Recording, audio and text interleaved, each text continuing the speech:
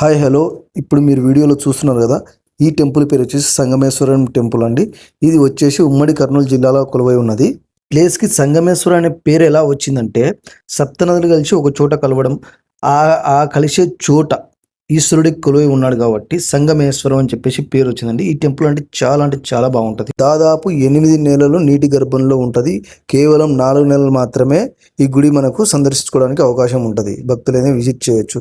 ఈ సంగమేశ్వరం చుట్టుపక్కల చాలా టెంపుల్స్ ఉంటాయి. మీరు ఎప్పుడైనా సరే సంగమేశ్వరం టెంపుల్ విజిట్ చేశారా? విజిట్ చేసింటే ఎస్ అని చెప్పండి, లేదంటే విజిట్ చేయండి. డెఫినెట్గా చాలా బాగుంటుంది. ఈ సంగమేశ్వర టెంపుల్ గురించి మోర్ డీటెయిల్స్, ఇంకా చాలా ప్రత్యేకతలు ఉన్నాయి. అవన్నీ కావాలంటే మీరు కామెంట్లు పింగ్ చేయండి. డెఫినెట్గా నేను ఫుల్ వీడియో అయితే చేయడానికి ట్రై చేస్తాను.